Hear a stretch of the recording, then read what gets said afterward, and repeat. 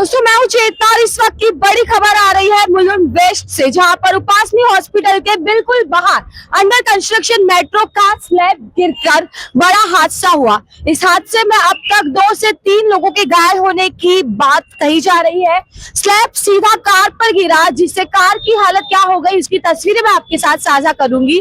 फिलहाल यहाँ पर लोगों की भीड़ मौजूद है, रोड पूरा ब्लॉक कर दिया गया है। यहाँ पर फायर ब्रिगेड की टीम, मुंबई पुलिस की टीम भी मौजूद है। इसके अलावा ये पूरे लोग भी मौजूद है, एम्बुलेंस, फायर ब्रिगेड। इसके चलते पूरा रास्ता ब्लॉक कर दिया है। मैं आपको तस्वीरें दिखाना चाहूंगी। आप हादसा हुआ तब आप मौजूद थे? नहीं मैडम, मैं अब भी आया देखने के हिसाब से कि यहाँ पर देखें कितना आदमी क्या। आप मौजूद थे जब हादसा हुआ सर? जी मैडम, मौजूद नहीं था, लेकिन अभी व्हाट्सएप पे आया हमारे, इसके लिए मैं आया यहाँ देखने के लिए। हादसा हुआ तब आप मौजूद थे? नहीं, हम भी जैसे हादसे का पता चला तो हम लोग तुरंत देखने पाए कि किसी का ज्यादा नुकसान नहीं हुआ। भाई है उनको कुछ भी बताएंगे।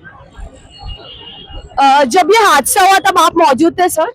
हम सामने थे, हमारा गाड़ी वो लाइन में चौथा गाड़ी हमारा था और आंखों से देखे, और अब तक ये इतना गंदा लग रहा है कि हाँ सर, जब हादसा हुआ तब आप मौजूद थे? जब ये हादसा हुआ तो ट्रैफिक में हमारा चौथे नंबर पर गाड़ी था और आज इतना बुरा लग रहा है, एवढा वाईट वाटतो की हे माझे मुलुंडमध्ये आणि मुंबईमध्ये हे जे घडलं ते चुकीचं आहे। ये पहला एक्सीडेंट नहीं है, ये दूसरा एक्सीडेंट है। पिछले 3 सालों में दूसरी बार हुआ है कि किसी की डेथ हुई है। पहले एक भांडुप का हमारा एक था बंदा जिसकी डेथ हुई थी।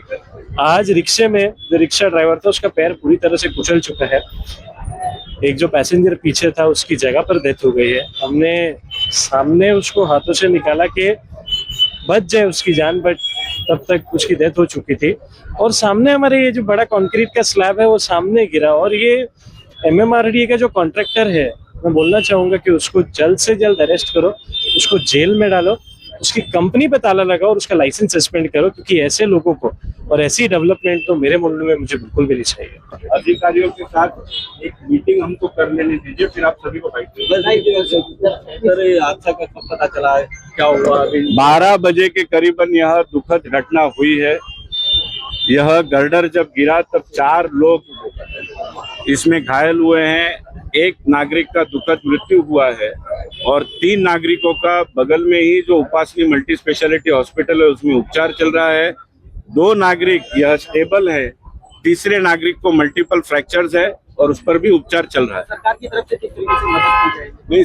मुख्यमंत्री महोदय जी से मेरी बात हुई थी। मुख्यमंत्री महोदय ने थरो इंक्वायरी के आदेश दे दिए हैं और मुझको आश्वासन दिया है कि ये पूरे मामले की पूरी जांच होगी। और इतना ही नहीं, इसमें जो दोषी पाए गए, MMRDA के अधिकारी हो चाहे कॉन्ट्रैक्टर हो, जो कोई हो, उन पर कड़क कार्रवाई होगी। दोषियों पर गुना दाखिल होगा और उनका निलंबन भी होगा। और मुख्यमंत्री महोदय ने विशेषता कहा है कि चारों नागरिक के परिवार के साथ महाराष्ट्र शासन पूरी संवेदना के साथ उनके साथ खड़ा है, उनके दुख में सम्मिलित।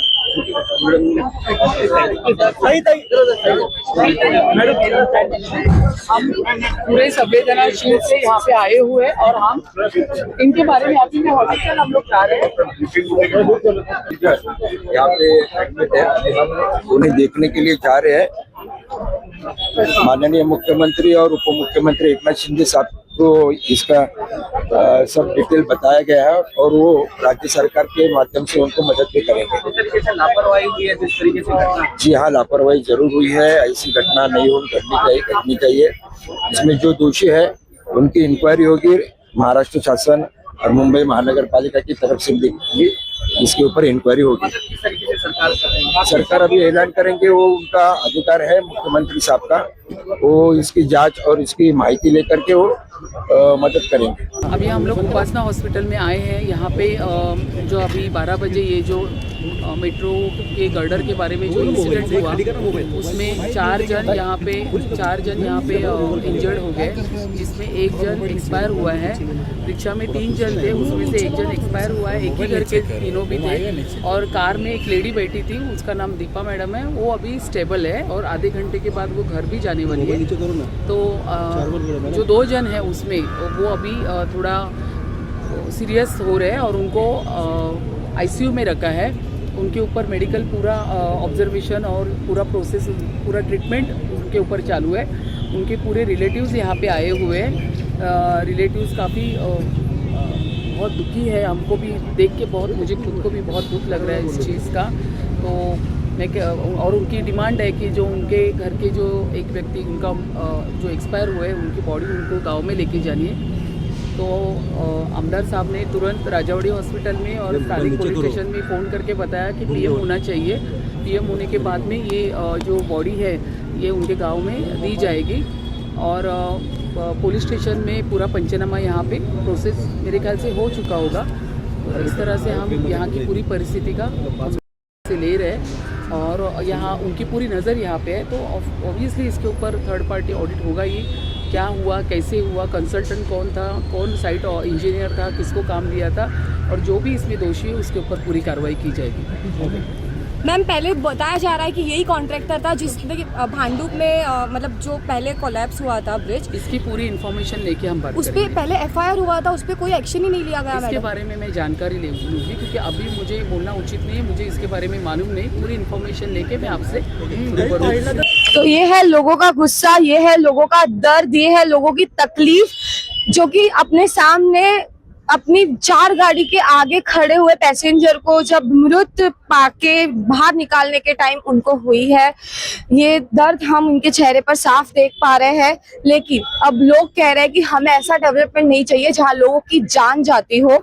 अब इस पर एमएमआरडीए क्या एक्शन लेगी, बीएमसी क्या एक्शन लेगी, पुलिस क्या एक्शन लेगी, ये वक्त तय करेगा। कॉन्ट्रैक्टर पर एक्शन होता है या ये मामला पैसे देकर दबाया जाएगा, ये भी अब वक्त बताएगा। लेकिन हम जनता तक पल पल की खबरें पहुंचाते रहेंगे। लेकिन तब तक आप हमारे साथ चेतना राजा के साथ जुड़े रहे DC न्यूज़ इंडिया।